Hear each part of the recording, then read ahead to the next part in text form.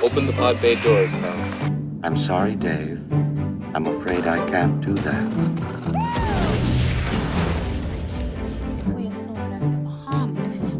544 miles per hour, 46, 56 degrees.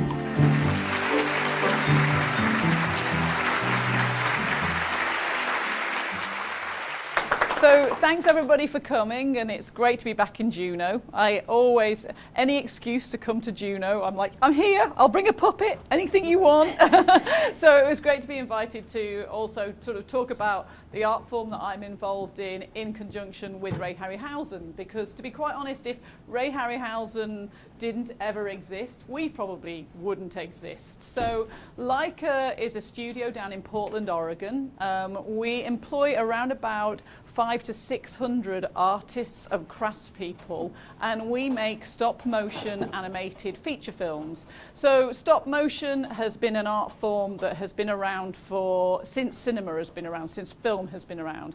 And it's a form of animation. So animation is a way in which you can make film with 24 images. So drawn animation is you're basically drawing 24 separate images, and then you're photographing each one, and you put it together, and 24 frames of film makes 1 second of film. So stop motion animation is taking that same sort of science and filmmaking art form, but it's taking 3-dimensional objects and moving them in real space 24 times, taking a frame of film each time, just like with drawn animation, but then creating a 3-dimensional animated world. So you put those 24 frames together and you get 1 second of film. This can be done on the simplest level. You can literally use a stone that you find off the beach, and you can move the stone across the table 24 times and take 24 frames of film. And the great thing nowadays is there's so many ways in which you can do that. You can do it on your iPhone, you can do it on most digital cameras, you can get programs on your computer to film in frames and then to watch it back in animation at real speed. So at Laika, we've taken this art form to a whole new level, and I think that was sort of touched on a little bit. The essence of making the puppets and the models is exactly the same as in the old days of Ray Harryhausen and before Ray Harryhausen, but we've got a lot of modern technology at our disposal now, and we use it, we embrace it, so that we can make stop motion films to entertain everybody, and also to sort of compete with some of the computer animated movies and the 2D drawn animated movies. We want to tell good stories with lots of characters in big worlds. So that's what we try and do at Laika.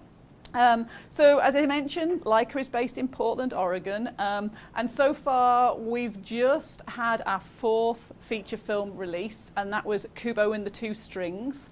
We're very excited because it got a BAFTA in the sort of English equivalent of the Oscars. The Oscars haven't quite recognised us yet, but next year. And before that, we had Coraline. Coraline was our first movie, followed by ParaNorman, followed by Boxtrolls, and then, of course, now Kubo. So with each movie, I've been able to come to Juneau and talk a little bit about each one of them. And this time I want to talk a little bit about how we made the puppets for Kubo and the Two Strings. I'm going to kind of center my talk on 2 characters, the Kubo character, so the main hero character, and then the monkey character, because they were real challenges to sort of in different ways to make as puppets. So, I mentioned you can take any inanimate object and move it. Puppets are a little more sophisticated than that, and I'm going to explain how we do it. So I'm going to start off, I do apologise, it's a sunny day, so unfortunately the screen might not be, it's the one, I'm not going to complain about the sunshine, but the one problem is we may not see the images quite as well. So I apologise for that, but I'll hopefully be able to fill it in with words as we're going. The first little clip is a clip, we've just had our 10-year anniversary, and it's just a sort of behind the scenes of the studio that I work in, and you get to meet a few of the artists and craftspeople. So we'll start with that, and then we'll go into a slideshow. Looking back, I guess you could say the odds have never really been tilted in my favor. conventional wisdom says this wouldn't and shouldn't work. But here we are. In our 10 years, we've learned that not only are we filmmakers, we're engineers, city planners, electricians, and adventurers. We are a passionate group of artists who believe that the smallest details help tell the bigger story. Looking forward, we continue to evolve. Whatever your quest, it is now my quest too. Growing our studio, our art, our craft, our technology, and our ambition. I can't believe you did this! A lot has happened in 10 years, but we're really just scratching the surface. As our stories continue to expand, we'll take them to bigger, bolder, and more surprising heights. For a decade, we've been doing what some might call mad, what some might call magic. We call it Laika.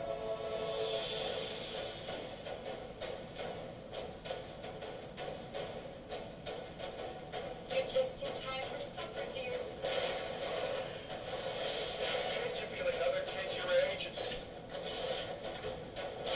Oh, baby.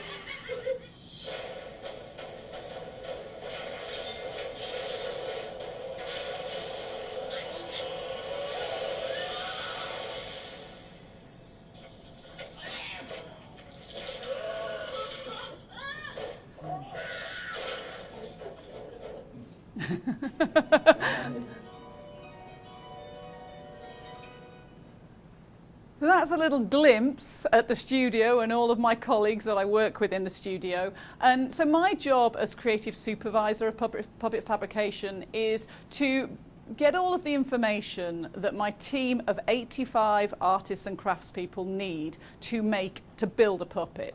So the first thing that I do in that sort of like task is I have to meet with the director and the production designer to figure out what the movie that we're going to work on is going to look like. So that, you know, you start off with a script, a story, and from that script it basically fingers out into many different areas. There's an art department that's designing the sets. There's the puppet department that are designing and making the puppets. And then there's a whole film crew that are going to bring all of this to life. There's voice records that we have to do beforehand, before we shoot anything.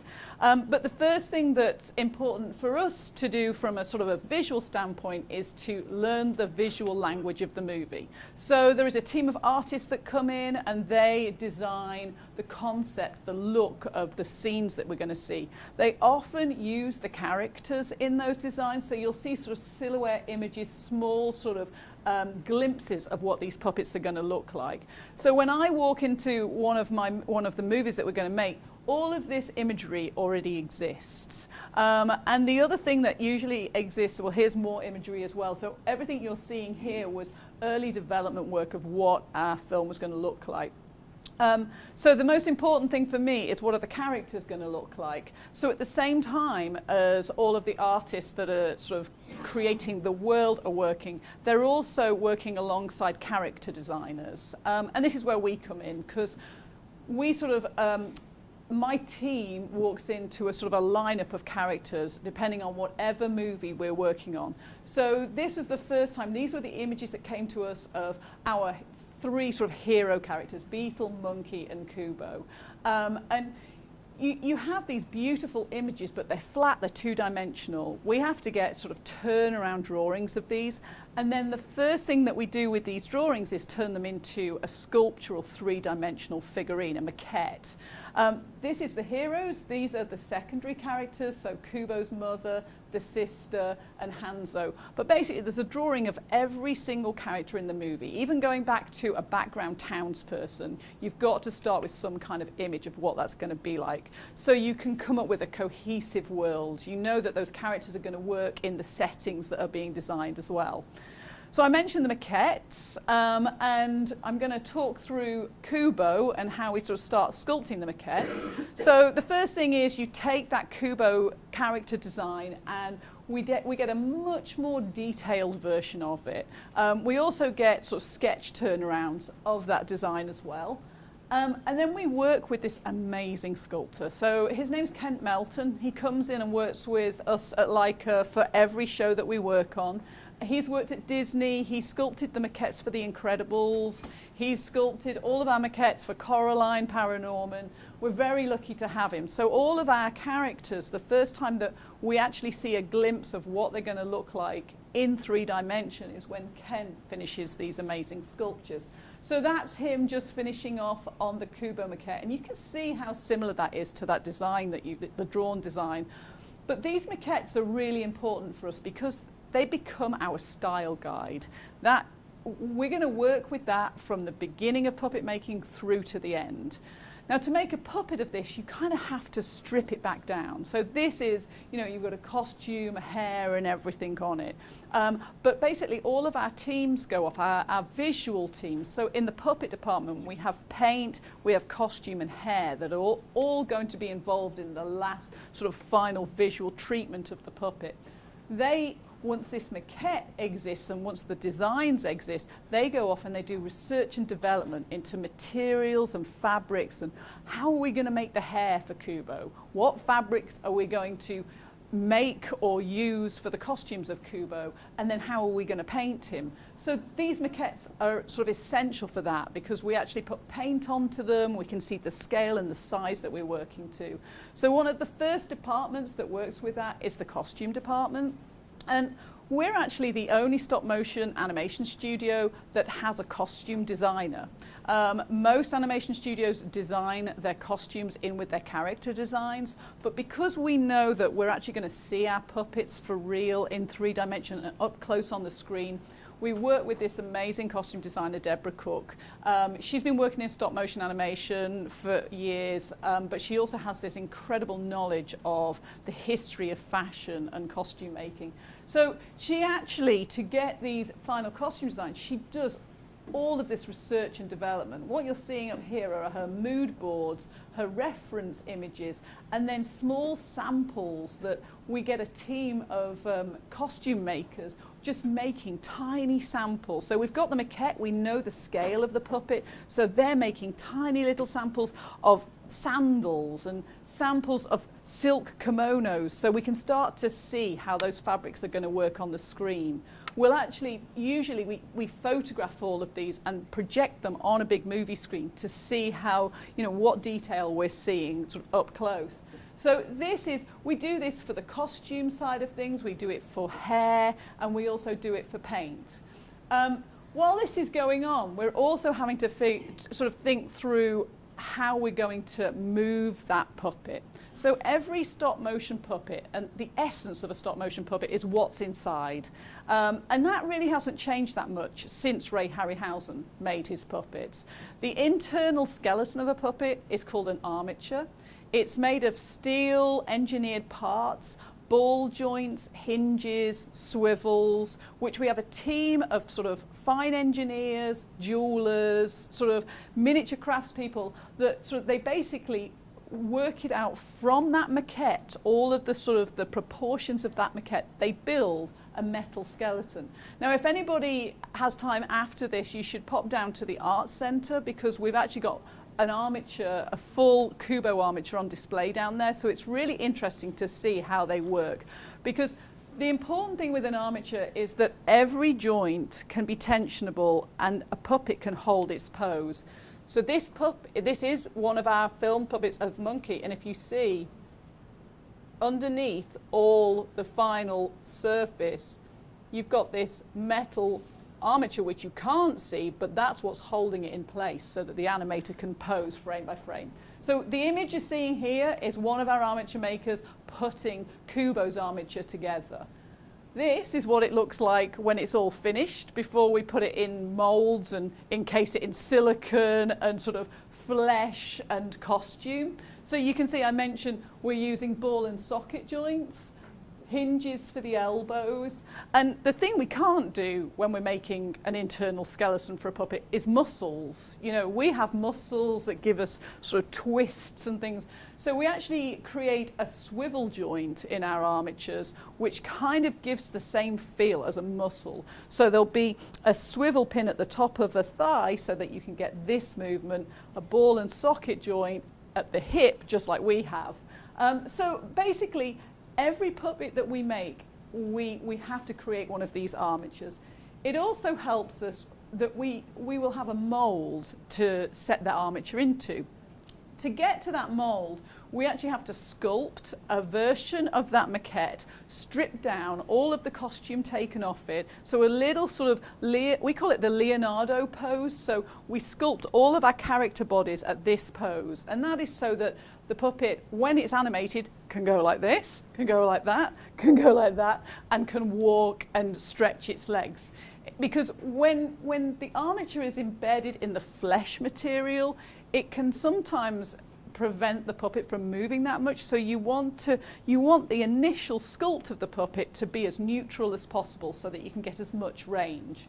So what you're seeing here is a mould of that puppet sculpt with the armature set into it, and we're actually about to inject the material that we use for the flesh of the puppets. So we use silicons, all different kinds of silicon rubbers, and silicon rubbers have been developed for sort of industries, for mold making, for cosmetic industry. You know, silicons and different rubbers are used in very many different areas, but we use all different kinds of silicons, different sort of softnesses, stretchy. It's a science to itself, the silicon. And, you know, in Ray Harryhausen days, he didn't have silicon. He either had to use latex, which is a natural product from trees, or he would even use leather and materials like that. So some of the materials have really helped us, and it's helped us sort of make our puppets a lot more sophisticated and movable. But anyway, this is an armature being cast into the mould, and you see behind there's 3 other armatures up there. We don't just make one puppet for our movie. In total, we make about 150 puppets for one movie.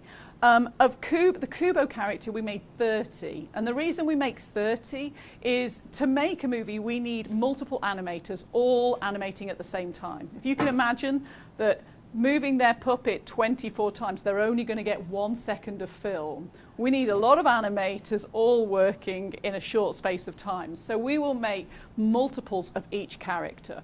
So as I say, Kubo, we made 30, Monkey, we made 15, and Beetle, we made 18 characters to get the movie done. So every animator has a set of these puppets. So everything has to be duplicated, everything has to be patterned out so it's exactly the same, because you're going to see it from sequence to sequence, and yet they're going to be different puppets.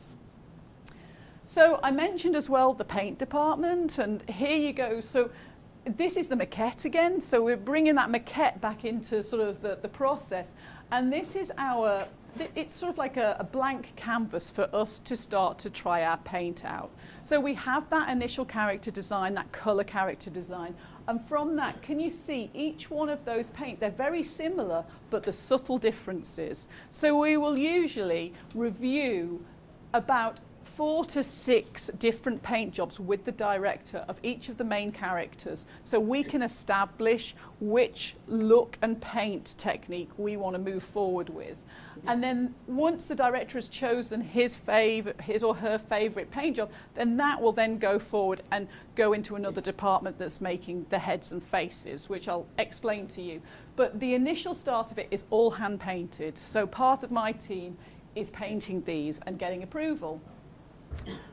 So you saw the initial costume design and the costume sort of reference board. So we do a lot of sort of testing of fabrics, and We have to, in some cases, because of the scale of our movies, we have to make some of our fabrics. So we've become sort of famous for making our own knitted sweaters with miniature, we bring miniature knitters in, they knit with literally sewing needles. It's quite astonishing, yeah. But here, one of the main things with Kubo and his family logo is an embroidered beetle, which is on the back of his kimono. And because it's such an important image of the whole sort of film, we did loads of different tests of how we were going to make this beetle. We eventually decided that the hand embroidered one, the one that took the longest amount of time, of course, looked the best in camera. So this is one of our costume designers hand embroidering the beetle onto a pattern piece of the back of the kimono.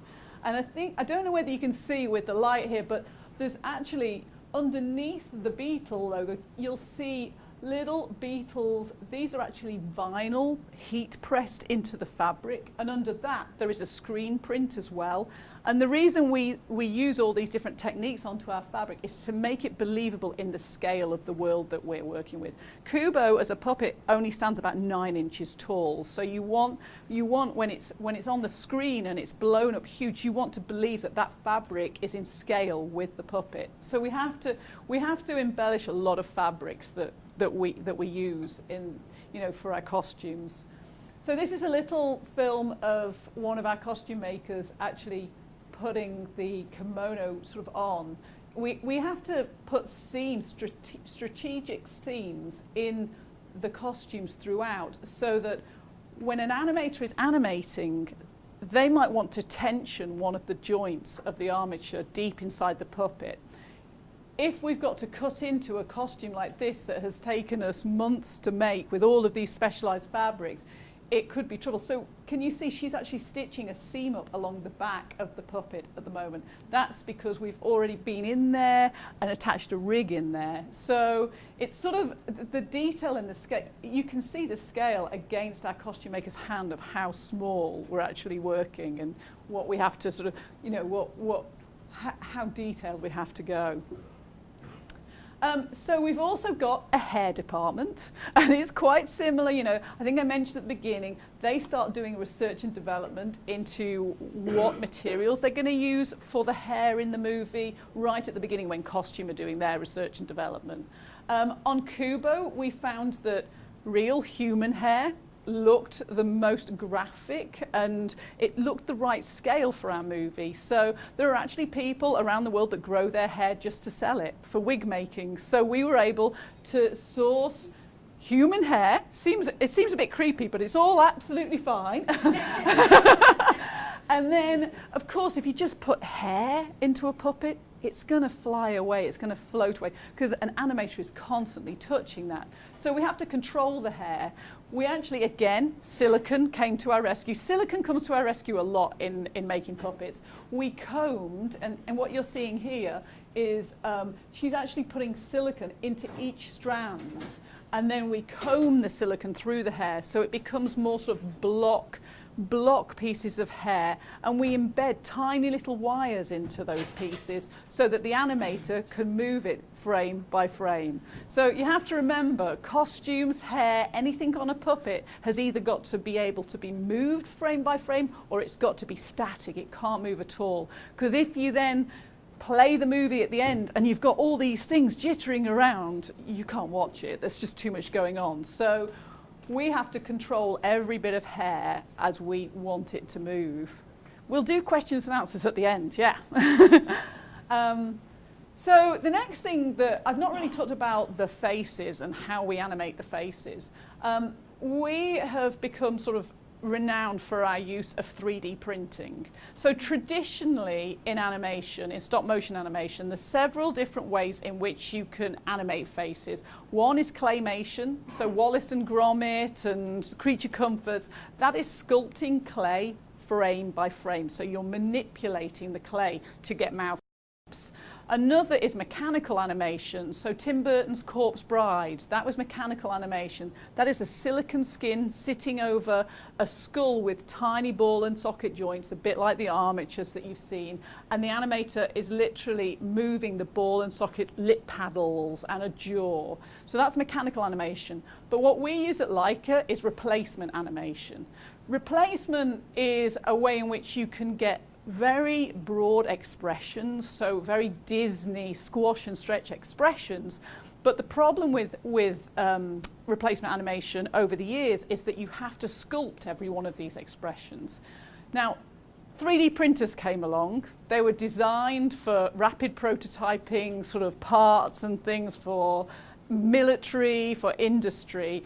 And we saw a potential at Laika to use 3D printers to make mass-produced faces and to hopefully give our puppets more expressions than any stop-motion puppet had before. So the way in which we start with this is we start with these sketches. You sort of find the character of the sort of the extreme poses that our character's going to have. And then you model that head in a computer. So because it's 3D printing is computer-based. It basically takes all of the, let me see if I can play that again. There we go. It takes all of the artists that would make a computer animated movie. We get a modeler, which is like a sculptor, to model the head. We then get a rigger, which is like an armature maker, to make that head move. We then get an animator to actually animate the facial expressions. And then we process all of that we send all of that information into our 3D printer, and we press print, and it sounds really simple, but when we press print, out pop these plastic faces. So does everybody know in here how a 3D printer works? Yeah? Does anybody not know how a 3D printer works? Okay, so very, very quickly, a Xerox machine. So you've got inkjet printers which will print onto flat paper and they spray ink down. 3D printers are very much like inkjet printers, but instead of spraying ink down, they actually spray a resin, and it's on a bed. It sprays it onto a bed which drops down incrementally. So you'll spray a layer of resin, the bed drops down, a layer of another layer of resin, and all of the information from the model you've created in the computer is telling the computer where to spray the resin. So it's creating by fine layers of material a three-dimensional object. The three-dimensional object is usually encased in some kind of material which you can then get rid of after you've printed the face. So it will be a powder or a wax consistency. But basically, in finding this technique, we were able to mass produce faces for stop motion animation, which would allow us to get so much expression that had never been got in puppets' faces before. And this is just what I showed you with this is it's a break apart of all of the parts that go into making the head that are printed out of a 3D printer. So there's a lot of information there. What you're seeing here is we have a whole team of people who then process the 3D printed faces. So you can see a tray of Kubo faces, and each mouth shape on that tray will be slightly different. So we make libraries of faces with a tiny different mouth shape, and you basically, to shoot a shot, you will know exactly which mouth shapes you need, and then you have a catalogue and it tells you which mouth shape you're going to put on your puppet as you're moving all of the rest of the body. So it's pretty crazy. So to get a puppet to talk, you will be putting around about 100 different facial expressions on and off that puppet. We magnetize them, so it's really easy to take it off and put it back on again. And did you notice that I actually took the brow off and the mouth is separate? We did that intentionally because that allows us to do much more mix and match. You can put many brows on for many different face expressions, so it gives you more range. We joke and say that our puppets can be more expressive than human beings, so I'm sure they can. But anyway, this is us processing the faces. And, you know, when you put all of that information together, you end up with the final puppet that is show ready, that can be given to an animator to animate. So Kubo is really he is a standard puppet at Laika at this point. He's a human character, he has hair, he has a costume. We've done that before, and most of our films had got human characters in. But on Kubo, sort of the cast of Kubo and the Two Strings had many challenges. Beetle was one, he was a fully armoured samurai, half beetle warrior. But Monkey was the biggest challenge we'd ever come across. We had to make a fully furred puppet, which was an animal. So the only animal we'd made before was the cat from Coraline, and it was very small, and it really didn't have much fur on it. We were able to sculpt the fur, but you know, Travis, who was directing Kubo, wanted it to be fully furred, this monkey. He wanted it to look like a Japanese snow monkey. And we were like, wow, they're really fluffy. How on earth are we going to do this? So, you know, this was the design. And the design was, it gave us a little bit of hope because it didn't look overly fluffy. It had a graphic feel to the fur. But we still knew we'd got to come up with some technique to make the fur. So again, we got Kent to sculpt the maquette, so this was maquette for it. And again, we started to see some graphic shapes, you know, happening in the fur. But we also started to realize that a monkey's body is not like a human body. It's all about muscle movement and squash and stretch. So we decided we were going to have to make this puppet slightly different way to usual. We did not do a puppet sculpt. We actually went straight into building the armature. So, you know, you can see the ball and socket joints just like Kubo's armature, but it's a very different setup to Kubo's armature. And the things that are sitting on the upper legs, they're grip blocks for the animator to hold on to while they're animating. Knowing there's going to be fur on the surface, you have to put something that's close to the surface that is hard, that the animator can hold, so that they're not always squashing into the puppet. So once we'd finished the armature and we'd got all of the grip blocks in place, the next step was to build a muscle suit. So I don't know, the light's not great, but this is the muscle suit. So it's a four-way stretch, layering of different muscle shapes and sections, and because it's got four-way stretch, everything's able to move over the top of it. It's stitched together with elasticated thread, so we were trying to get as much movement in that inner body as possible. And then what you're seeing off to the right is our one of our furring hair specialists patterning out the fur that's going to go on the top of it. Now, you can probably see there that is proper fluffy, real fur fabric. It's fur fabric with a four-way stretch. And it was an amazing technique that the hair department came up with for this monkey, because this is what it looks like when we finished, but that's what it looks like when we started. So to get there, this is midway through the process. There is a fursuit made, and then this is a little bit like when people go and have their hair highlighted. So can you see all these rows? And our hair person is trimming into the rows as you go down. That is actually the fur fabric which has had silicone painted into it in layers. So we've foiled it just like you do in the hairdressers, and then we've painted silicone in. And then we've got these very graphic layers of fur, which then we go in and hand trim afterwards. And when you finish hand trimming the whole thing, it ends up looking like this. So the thing with this is that the base is still fur fabric. It's still a four-way stretch fur fabric up underneath those fur silicone pieces. So it's able to squash and stretch and move. I'm just going to show you with this puppet here. When she's attached to the base, but you basically get this amazing sort of squash muscle movement, and I can hold and move this puppet, and you can see that the fur follows it because it has that rubbery quality that just sort of slides over each piece, but it has the stretch underneath.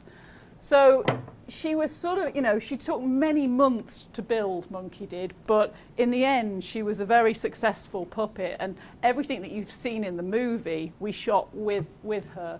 this is a little close-up of making extra fur pieces.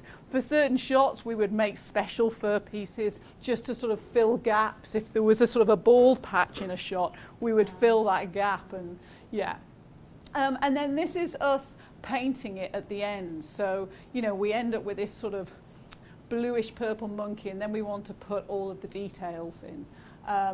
And the colour actually changed throughout the build process, because as they were building the sets, we realised that we see this white monkey in white snow in these big snowscapes, and it's like, oh, where did the monkey go? So we ended up painting the monkey this purpley blue so that it would stand out against the snow. But then we found that whatever set she was in, we often had to paint her to camera. So we would go in and we would actually paint her with powders so that you could actually you could see her in whichever shot. So then, of course, we've got the team that are working on the faces. So I mentioned the material that embeds the faces. That's how the faces come out of the printer. And they have to be cleaned off. It's like a waxy material, but that's a whole tray of faces. And there's the team of people that are just gently sanding. And we print thousands of these faces. So we have a team of amazing people that intricately clean all of them up. This is just putting the head together before we're about to put the head on the puppet. And the team that are making the faces, they also make all of the internal structure of the head. So I don't know if anybody saw when I took the face off monkey, you have these crazy eyes underneath. And the animators actually use X-Acto blades to animate the eyes, and they also have to animate the blinks. So, you know, there's nothing simple about stop motion, but the animators are incredible. They just do it. They go off behind a dark curtained, you know, room, and they come out with absolute genius shots. They bring these characters to life. But that's what you're seeing here. We're just getting the eye all tensioned, ready to go into the sort of the final puppet. And here she is, yeah. So that just shows you some of the extremes of what she could do. And, you know, we were able to get such amazing poses with her and all of the fight sequences that you see. Sometimes when we're making the puppets for a movie, we'll have to make a stunt puppet to get it to do extreme movement. But the monkey, because there was so much thought put into how we were going to sort of engineer her, she got through most of the shots. So I mentioned stunt puppets. Does anybody remember the scene where we see this monkey? So there's a scene in the movie where the origami birds go flying past the monkey, and they basically give her a sort of a blow dry. And this is what she ends up like. And this is our monkey expert in my hair department.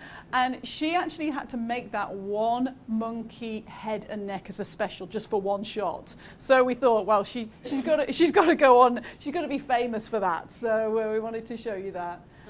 And then, so I also, you know, I talk about all these different people that are involved. This is the puppet department. So I'm a very small part of that. Here's me. And I have 85 artists that I work with. So who you're seeing here is this entire crew is sculptors, mold makers, casters, armature makers, costume makers, hair people, paint.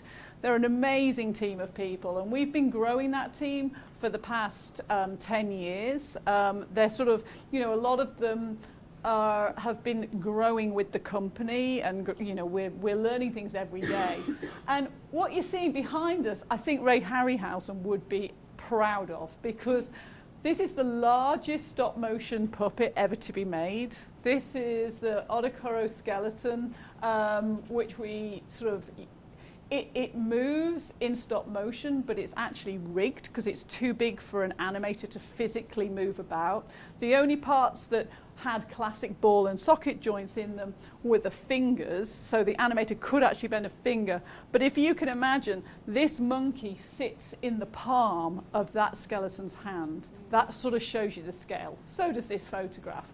So it's pretty cool. And being as though Ray Harryhausen is famous for his, you know, fighting sort of skeleton sequence, it's kind of homage to him. So I wanted to end the presentation as well on, I've got this behind the scenes. Now, some of you have been to the Art Centre already, and you've already seen the behind the scenes, but I'm going to play it again. Basically, something that we do while we're making the sets, and we're building the puppets, and we're animating, is we do time-lapse photography.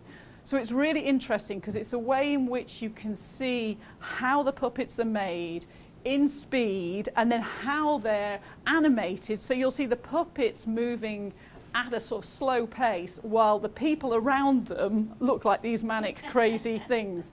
So this is a little compilation, and then we can do sort of questions and answers, because I'm sure I don't think I've told you exactly how we make all of the puppets. So we'll finish on this, and then.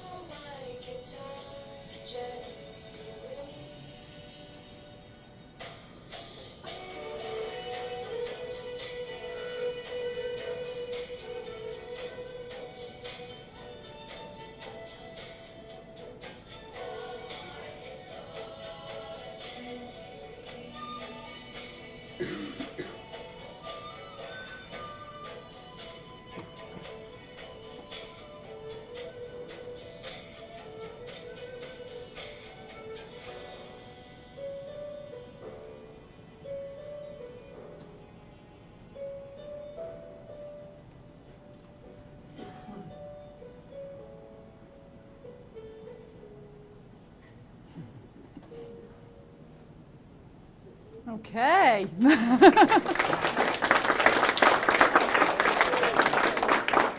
So does anybody have any questions at all? Wow, I explained that well. You know, like how you would do like a focus pull or move the camera? Mm-hmm. Yeah, so we have motion control rigs that the cameras are set on. So our cameras are actually 35mm Canon cameras. They're stills cameras, digital cameras, but they're very high-end stills cameras. And they are set on these huge great arms that are on tracks. So they can move, and they're pre-programmed. They're all linked up to a computer. So when the animator is on set, all of this is pre-set and programmed, and they will press a button and the camera will move. They press another button and the frame will be taken, and all they have to do is animate the puppet. Yeah, yeah, yeah. Can you tell us a little bit about how you did the capes on the sisters? Yes, yeah. So the capes were an amazing feat of engineering. We actually did a woven lattice work of fine piano wire. So the thing with piano wire is that it doesn't have a memory. So it basically, well, it springs. It's a sprung steel wire. And if you weave with it, it slides on itself. So when we wove that shape, you probably saw briefly in that behind the scenes this sort of crazy grid.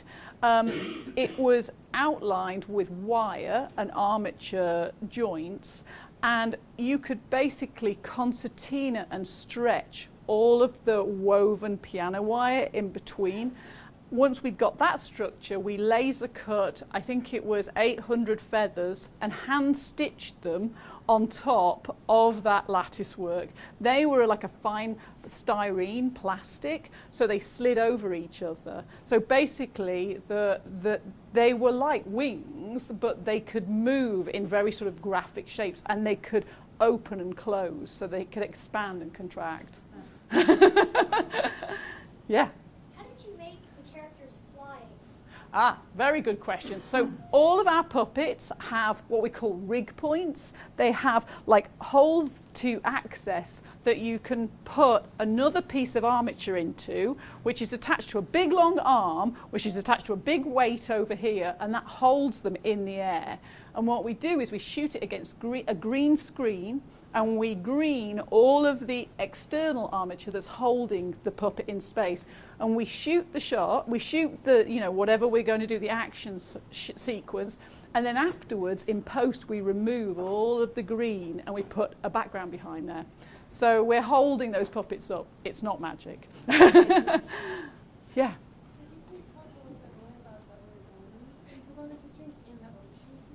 Yeah, so the origami was another great thing to be sort of working on. And we actually had a team. We set up a small team at the puppet department just to specialize in and research how we were going to make origami puppets. And the first thing we did was got an origami expert in to come in and make all of the two-dimensional designs in three-dimensional origami.